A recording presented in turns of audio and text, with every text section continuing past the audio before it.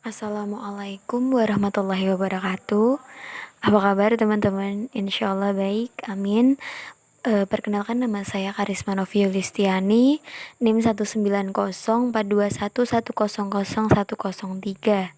Saya dari Fakultas Teknik, Prodi Teknik Industri Universitas Trunojoyo Madura. Pada kesempatan kali ini, saya akan menjelaskan suatu materi yang bertema dakwah Islamiyah dan manajemen waktu. Seperti yang kita ketahui teman-teman, waktu merupakan nikmat tertinggi yang diberikan oleh Allah kepada manusia. Sepatutnya kita memanfaatkan waktu ini dengan sebaik mungkin. Pentingnya waktu ini, Allah sampai menyebutkan banyak sekali ayat-ayat yang membahas tentang pentingnya waktu. Contohnya dalam Al-Quran surat Al-Lail ayat 1-2, yang mana artinya adalah demi malam apabila menutupi cahaya siang dan siang apabila terang benderang. Nah, selain itu juga Allah juga menyebutkan pentingnya waktu ini dalam surat Al-Ashr yang menjelaskan bahwa manusia ini akan benar-benar merugi apabila tidak memanfaatkan waktu secara optimal sehingga waktunya tidak bermanfaat. Dalam ajaran Islam, ciri manusia yang ideal itu adalah yang menghargai waktu. Ajaran Islam menganggap pemahaman terhadap hakikat menghargai waktu sebagai bukti ketakwaan. Hal ini tersirat dalam Al-Quran surat Al-Furqan ayat 62. Nah, karakteristik waktu tersendiri nih, yang pertama adalah dia itu cepat habis. Apabila hari yang dilewati terasa bahagia, waktu akan terasa sempit. Namun apabila dilewati dengan rasa susah, maka waktu akan terasa panjang sekali. Padahal hakikatnya cuma sebentar. Nah, inilah waktu hakikatnya itu cepat habis. Nah, terus yang kedua adalah waktu tak akan kembali atau diganti. Waktu yang telah berlalu itu tidak akan dapat diulangi lagi teman-teman, karena yang udah lewat ya udah gak akan bisa diulangi lagi gitu. Terus selanjutnya, waktu merupakan modal terbaik bagi manusia.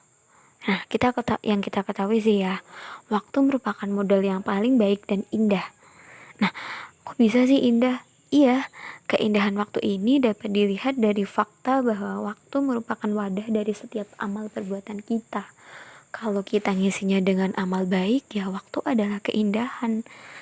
Tapi kalau kita ngisinya dengan amal-amal buruk, ya kayak tadi, waktu akan terasa panjang dan membosankan dan tidak bermanfaat untuk kita. Nah, agar waktu kita bermanfaat, ada nih kiat-kiat menyikapi waktu itu sendiri. Yang pertama, melihat masa lalu. Untuk mengambil pelajaran dengan segala peristiwa yang telah dialami, kita itu harus melihat ke masa lalu, sehingga ke masa sekarang dan ke masa depan kita bisa melakukan sesuatu yang lebih baik lagi, lebih bermanfaat dan lebih produktif. Tuh. Kemudian yang kedua, memperhatikan masa depan. Ya, memanfaatkan waktu saat ini untuk berproses dan menyiapkan untuk masa depan kita, sehingga di masa depan nanti kita gak akan nyesel karena saat ini kita sudah mempersiapkan hal itu. Dan di masa depan kita tinggal mengambil rezeki, mengambil usaha, mengunduh usaha-usaha yang telah kita lakukan di masa lalu. Jadi kita untuk melakukan sesuatu di hari ini, kita juga memperhatikan waktu yang akan kita tempuh di masa depan gitu. Terus yang ketiga yaitu memperhatikan masa kini. Masa kini merupakan masa yang sedang kita alami. Ya sepatutnya kalau kita masih bisa mengalami untuk masa kini, kita harus melakukan dengan sebaik mungkin, dengan seproduktif mungkin gitu. Nah, untuk melakukan tadi kiat-kiat menyikapi waktu, ada nih landasan manajemen waktu itu sendiri. Yang pertama, kita harus punya pengetahuan kaidah yang rinci tentang optimasi waktu itu sendiri. Nah, kenapa sih kita harus punya pengetahuan? Hal ini tuh bertujuan untuk kebaikan dan kemaslahatan diri kita sendiri dan orang lain. Jadi kita itu kita berpengetahuan bukan cuma untuk diri kita sendiri, tapi juga untuk orang lain gitu, biar kita bermanfaat buat orang lain. Terus yang kedua, memiliki manajemen hidup yang baik. Jadi kita tuh sepatutnya menghindari kebiasaan-kebiasaan yang gak jelas, dan kita harus mematangkan suatu perbincangan yang kita buat. Jadi apa yang udah keluar dari kita, sudah kita lakukan, itu gak akan ada yang mubazir gitu, gak akan ada yang gak berguna gitu. Terus yang ketiga, memiliki wudhusul fitrah, yang mana dia itu kita harus memiliki keluasan dalam berpikir. Jadi fleksibilitas berpikir, setiap kita menghadapi sesuatu yang mendadak, kita bisa berpikir dengan jernih, mencikapi hal itu dengan jernih dan benar, kayak gitu. Terus yang keempat yaitu visioner. Maksudnya di sini apa sih? Nah, memiliki pandangan yang jauh dan mengantisipasi berbagai persoalan yang terjadi hari ini untuk masa depan kita juga, untuk waktu di masa depan juga gitu. Jadi penting banget nih visioner ini. Terus yang kelima, kita harus melihat secara utuh setiap persoalan. Nah, kita untuk melihat secara utuh suatu persoalan kan kita itu bukan orang yang leha-leha, yang gak sibuk, yang gak banyak kerjaan gitu. Jadi untuk dapat mengoptimalisasi setiap persoalan yang kita punya, kita itu harus bisa mengatur waktu secara opsional. Kita bisa bagi-bagi waktu kita kayak gitu. Terus yang keenam, mengetahui perencanaan dan skala prioritas. Ya, setiap orang pasti punya prioritas sendiri untuk menghabiskan waktunya, dan setiap prioritas itu pasti ada waktunya tersendiri gitu. Terus yang ketujuh, tidak istiqjal dalam menghadapi sesuatu. Jadi kita nggak boleh tergesa-gesa dan berdasar pada tenang, jiwa yang nggak tenang gitu, kita nggak boleh. Jadi untuk melakukan sesuatu kita itu harus tenang dan berpikir. Jadi sebenarnya berkesinambungan banget sih landasan ini. Terus yang ke-8 itu ada berupaya seoptimal mungkin. Jadi waktu yang kita punya sekarang harus kita optimalin, karena di situ penting banget. Jadi waktu itu penting banget. Terus yang ke-9 ada spesialisasi dan pembagian pekerjaan.